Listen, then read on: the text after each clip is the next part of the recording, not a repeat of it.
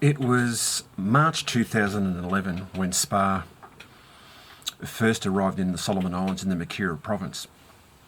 Now, when we got there, we really had no preconceived idea of what we were doing. We'd never been there, we'd never met anybody. So in a fashion, that was really, really good because we had no preconceived ideas about what it was that we necessarily were going to achieve. So we're very open-minded. The reason we were asked to go there initially was to conduct an audit on a nurse aid post to find out what the needs were, to come back with a report, and that was pretty much going to be it. That was going to be our entry and exit into the Solomon Islands and likely never to return. However, when we got there, we saw the challenges that people were facing.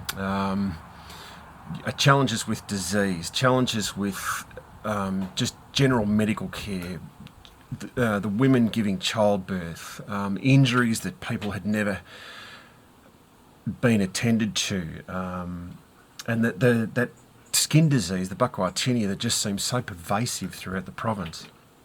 So when we got home, we were incredibly enthusiastic, and because of that enthusiasm, there was just this eruption of interest, and it was like the cannonball phenomenon, where everybody just wanted to start, giving, and that's what's really sort of spawned our interest.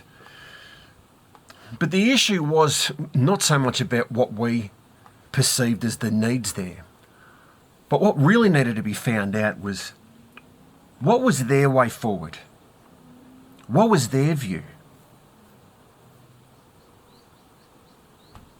And I guess it comes to the question of then what is development? Because often we hear about relief and development.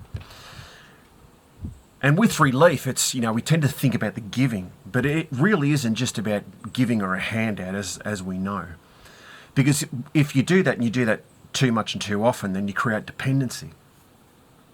But there is a relief-development relationship, because if you give somebody the relief of being cured of the buccal tinea skin disease, then a child will then go to school because they're not embarrassed anymore. So there is a development arm, I suppose.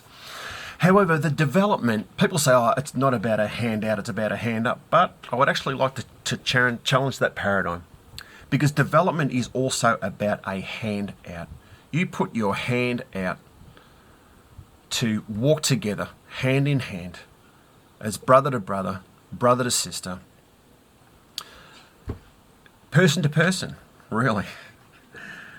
And with that walk together, you walk together with a full understanding of what it is in terms of how they want to get to their destination.